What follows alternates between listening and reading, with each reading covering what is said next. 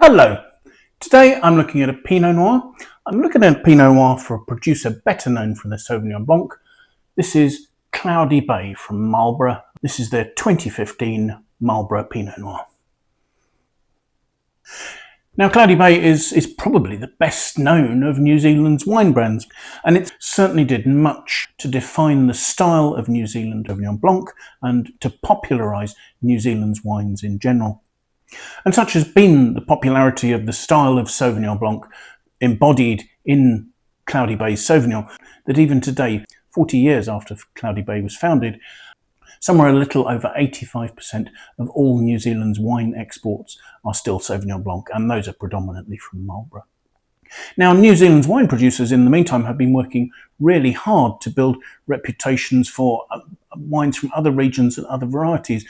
For instance, both the Martinborough and the Central Otago region have really built up international reputations for producing superb Pinot Noirs.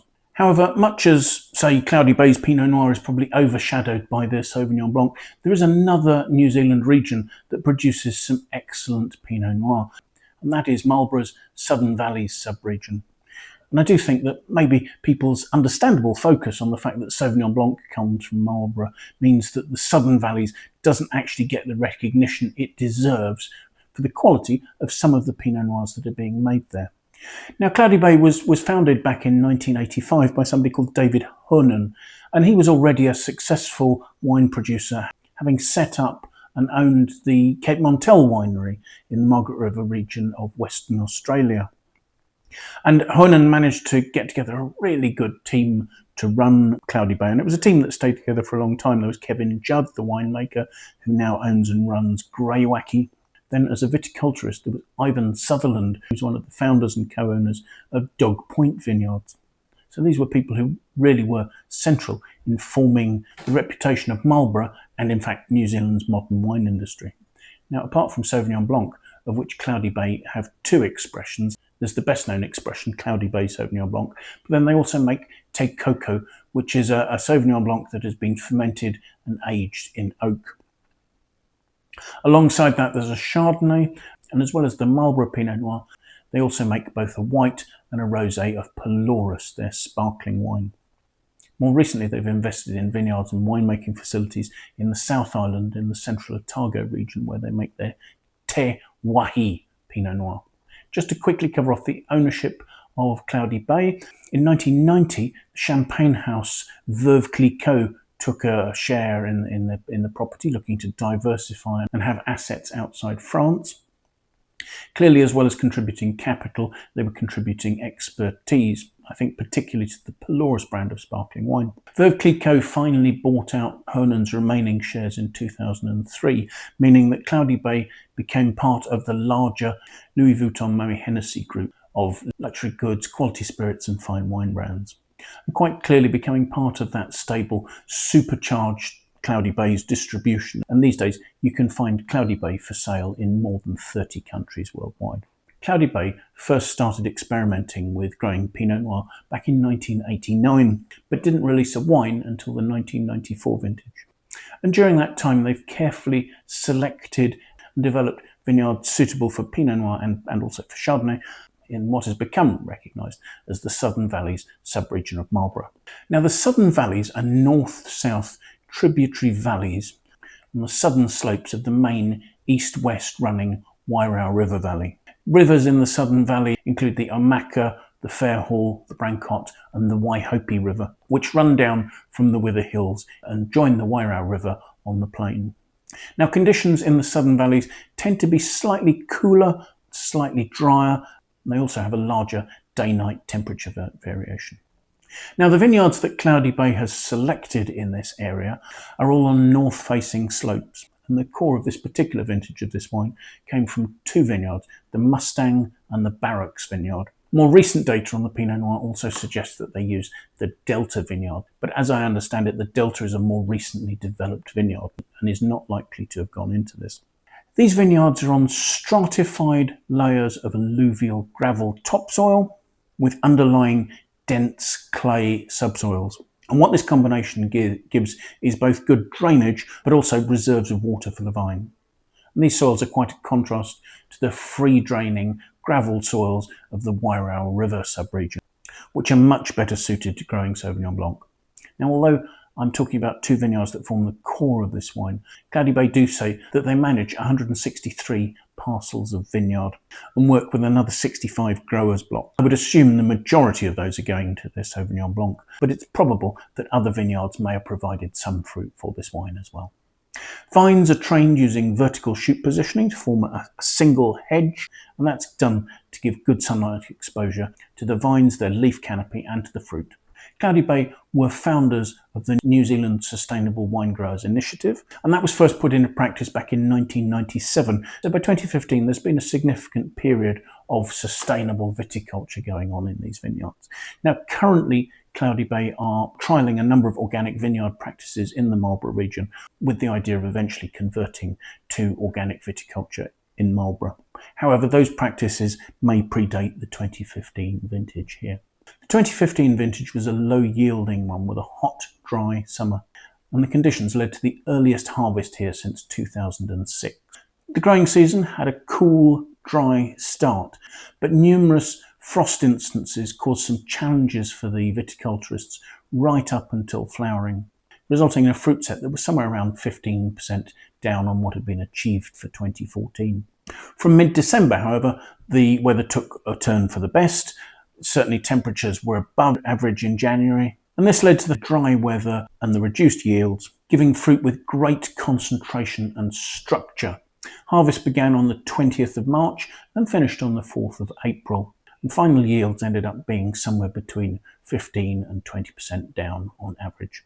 Although they will use machines to pick some of their other varieties, Cloudy Bay are particular in ensuring that the Pinot Noir is all picked by hand, as that allows for greater selection of fruit, or rather rejection of poor quality fruit or unripe or damaged berries. Most of the fruit was destemmed and moved by gravity into open fermenting vats. However, 13% of it was retained as whole bunches to go into the ferment, which will help extend the ferment as these berries will split later in the ferment, releasing sugars. There were up to 18 days of skin contact, with the cap of skins and berries being gently plunged back into the fermenting liquid.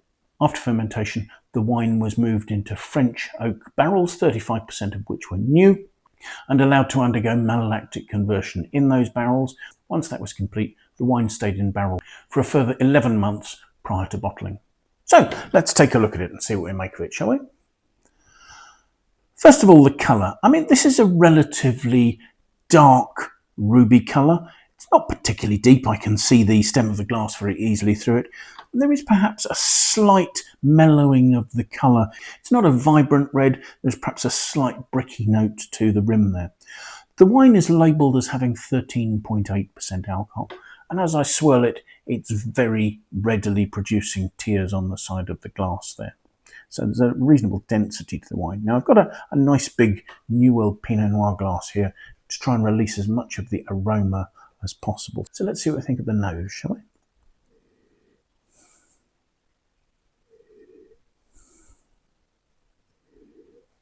The impressions are actually of quite a savoury fruit note.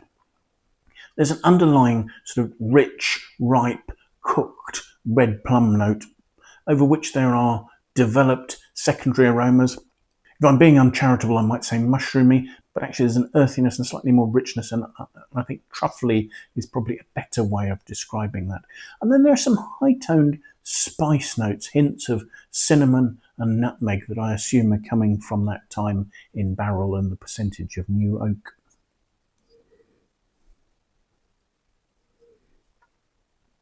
There is a slight lifted blood orange note to the fruit, but in general it's more of a rich, ripe, jammy, plummy, almost slightly pruny nature to the fruit.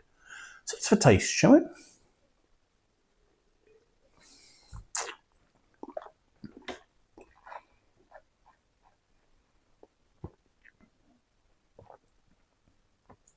The palate has quite a good freshness,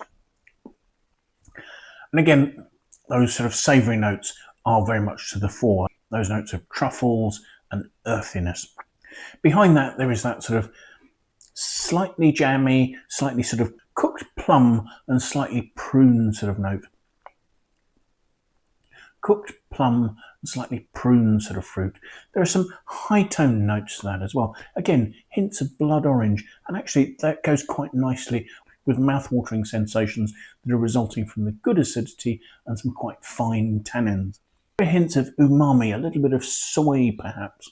The wine certainly has plenty of these developed secondary characteristics. The good acidity is ensuring there's some nice length, and there's some quite good density and smoothness. Now there are some slightly drying, gripping notes to the tannins. It's quite a fine tannic structure. The wine doesn't seem too firm. Actually, they're quite smooth, very fine, almost sort of velvety in nature. The wine is probably at best medium-bodied, and the alcohol is well balanced by the fruit. It certainly doesn't stand out. It doesn't seem hot or heavy. There's more high-toned blood orange notes, and hints of truffle are lasting very nicely onto the finish. Now, in terms of the wine's quality, this is a 10-year-old wine. It seems to have aged really nicely to develop some secondary character. I think it is very much showing the nature of the 2015 vintage as being ripe and concentrated. The wine certainly doesn't lack acidity, but perhaps there's a freshness to the fruit. Maybe I'm looking for a little more delicate, perfumed, soft red fruit, just to complement the more earthy, savoury, soy developed notes that are going on in here. I don't think that's a problem. I think pairing this with the right sort of complex, gamey, flavoursome foods will mean it will work very nicely. What I do think, though, is that maybe this is a wine that needs to be drunk over the next 2 or 3, maybe 4 years. I don't really agree with a drinking window I've seen that suggests you could keep this out to 2035. I think there's a possibility that if you do that, you might find that the savoury and the earthy notes take over. So yes, I find the wine really interesting and enjoyable in terms of some really classic Pinot Noir secondary development here.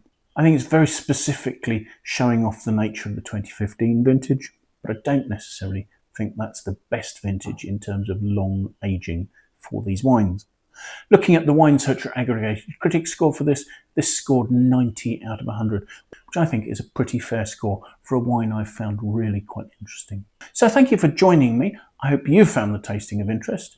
If you have enjoyed it, do please press the like button. That would be fantastic. That really helps support the channel. If you're watching these videos and you haven't subscribed yet, could I ask you perhaps to do that? That would be fantastic in terms of building the channel's following.